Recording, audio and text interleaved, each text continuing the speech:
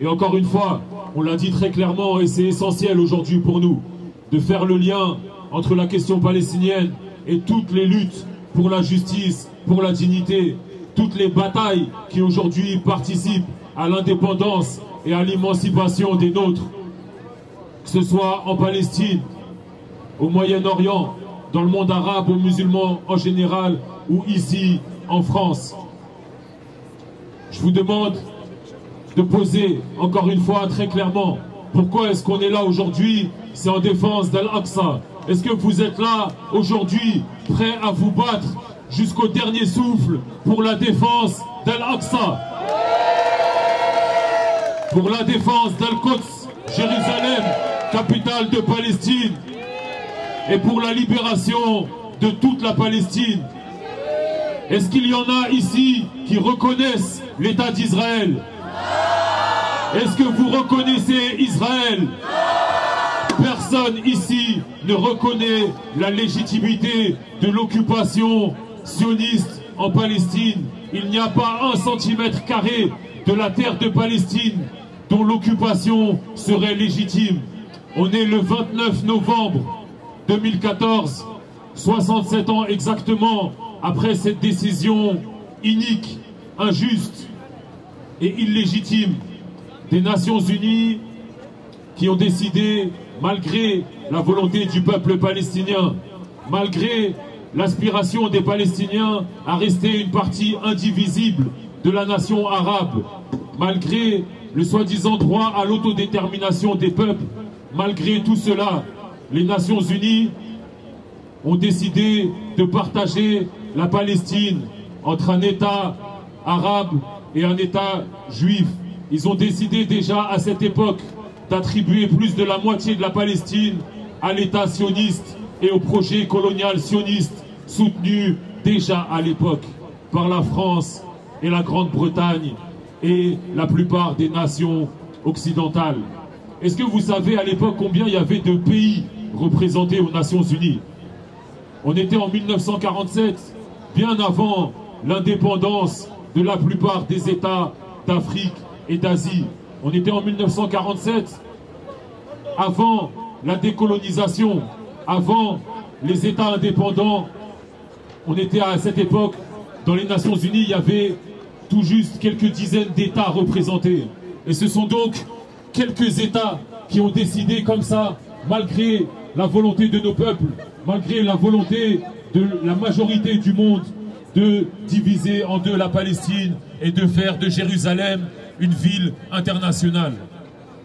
Les milices sionistes, avec le soutien de l'URSS, de l'Amérique, de l'Europe et notamment de la France et de la Grande-Bretagne, se sont armés et ont conquis encore plus de terres et ont conquis encore plus de la Palestine historique en écrasant, en détruisant les villages et les villes palestiniennes, en tuant les femmes et les enfants. Et on commémorera bientôt l'anniversaire des massacres de Sabra et Shatila. On commémorera bientôt encore tous ces massacres où les dirigeants sionistes actuels, Ariel Sharon qui vient de mourir, et ceux qui dirigent aujourd'hui Israël sont les héritiers de ces milices sionistes qui ont tué les femmes et les enfants pour fonder l'État d'Israël dans ce qui a été un nettoyage ethnique en bonne et due forme à ce moment. Et du coup, nous, on le dit aujourd'hui, même si c'était il y a 67 ans, même si c'était il y a 1670 ans, cette injustice, nous ne la reconnaissons pas et nous nous battrons toujours pour rétablir la justice et pour rétablir la vérité. Suite à cela, Israël a été établi sur 78% de la Palestine historique, laissant seulement la Cisjordanie et la bande de Gaza. Et en 1967, c'est là qu'ils occupent et annexent Jérusalem, Al-Quds, et notamment la vieille ville sur laquelle il y a le Haram al-Sharif. Quand on parle du Haram al-Sharif, c'est important peut-être de faire quelques rappels. Quand on parle de Al-Aqsa, le Haram al-Sharif, c'est toute cette esplanade qui est plus grande même que la place de la République, sur lequel vous trouvez Masjid al-Aqsa et ce dôme doré, Masjid al-Sakhra. toute cette esplanade, c'est un lieu saint. Il n'y a pas la mosquée d'un côté et l'esplanade de l'autre. Tout ça, chaque dalle, chaque pavé, chaque pierre de cette esplanade constitue la mosquée d'Al-Aqsa et constitue le troisième lieu saint de l'islam pour lequel nous devons nous battre. Et aujourd'hui, on se pose la question de ce qu'est vraiment le projet des sionistes par rapport à Jérusalem, par rapport à Al-Quds et par rapport au Haram al-Sharif en particulier. Si vous voulez savoir ce qu'est leur projet, il suffit de regarder ce qu'ils ont fait sur le Haram al-Ibrahimi, sur la mosquée des patriarches, sur la mosquée d'Ibrahim à Al-Khalil, à Hébron, cette ville occupée depuis 1967 en Cisjordanie. Qu'est-ce qui s'est passé à Hébron? En 1994, après déjà des dizaines d'occupations et de colonisations, après que les sionistes ont installé des colonies au cœur de la vieille ville d'Al-Khalil, des gens de la LDJ, vous connaissez la LDJ? Le mouvement car du sioniste et fondateur de la LDJ, le rabbin Baruch Goldstein. Ces adorateurs sont rentrés dans la mosquée au moment de la prière et ils ont tué et tiré sur les personnes qui étaient en train de prier. Ils ont tué plusieurs dizaines de Palestiniens. Et suite à cela, qu'est-ce qui s'est passé? Est-ce que la France et les pays de la communauté internationale ont fait pression pour Israël pour retirer ces colonies de fanatiques du cœur de la vieille ville? Non. Ils n'ont rien fait. Et qu'est-ce qui s'est passé? Israël a profité de ce massacre, non pas pour retirer les colons et leurs colonies, mais pour diviser en deux la mosquée d'Al-Khalil d'Hébron. Le projet israélien aujourd'hui à Jérusalem, Al-Quds, c'est la même chose. Ça fait des années maintenant qu'ils expulsent les Palestiniens du cœur de la vieille ville pour établir au cœur de la vieille ville d'Al-Quds des colonies israéliennes dans chaque maison, dans chaque pièce de maison, sur les toits des maisons, sur chaque centimètre carré que les sionistes peuvent prendre, sur chaque centimètre carré que le cancer de l'occupation peut grignoter.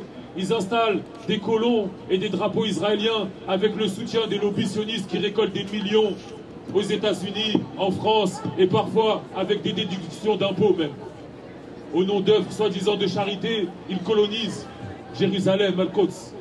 Et maintenant que cette colonisation a atteint ce stade où on ne peut plus se promener dans la vieille ville de Jérusalem sans voir des drapeaux israéliens, sans voir des soldats israéliens, sans voir des policiers sionistes, eh bien clairement, ils souhaitent avancer d'un pas de plus dans leur projet qui est de s'approprier Al-Haram al-Sharif, qui est de s'approprier peut-être pour diviser, toujours au nom du partage entre les différentes religions, mais en fait, au nom de leur volonté d'avoir une mainmise totale sur Jérusalem et sur Al-Quds, leur plan, c'est de s'approprier cette esplanade des mosquées, c'est de s'approprier ce lieu saint. Et on le voit aujourd'hui, il y a à la Knesset israélienne, dans le Parlement sioniste et dans le gouvernement sioniste, des personnes qui ont pour projet explicite de détruire les mosquées de l'esplanade pour reconstruire à leur place les synagogues d'un culte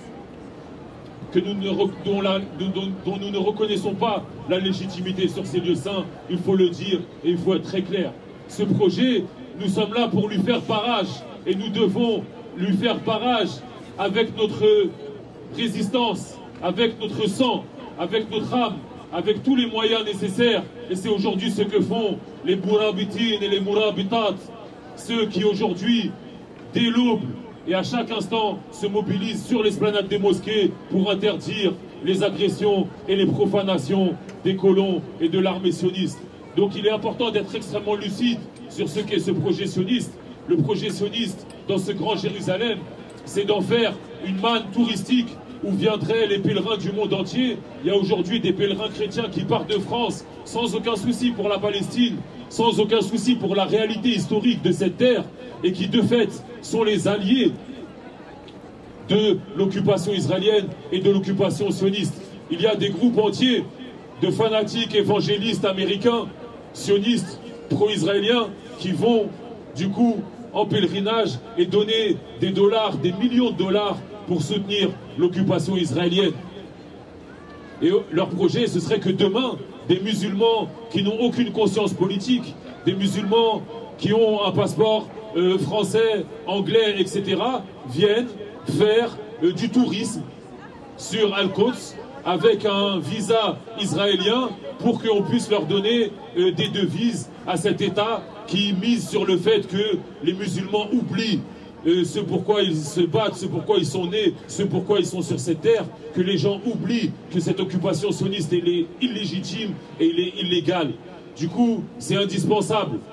Comme les chrétiens qui aujourd'hui, en Palestine, en France et partout ailleurs, refusent d'être complices de l'occupation sioniste, comme eux, comme tous les autres, il est indispensable que nous refusions d'être complices de ce projet. Et notre conscience, notre combat, c'est justement ce qui va faire échouer ce projet, Inch'Allah. Donc je voulais faire quelques rappels quand même, pour que tout le monde sache quel est le cœur de la bataille, quel est l'enjeu de cette bataille de Jérusalem, et que nous soyons tous, Inch'Allah, des soldats dans cette bataille de la défense d'Al-Aqsa, dans la défense d'Al-Quds et dans la défense de notre dignité à tous, mes frères et sœurs.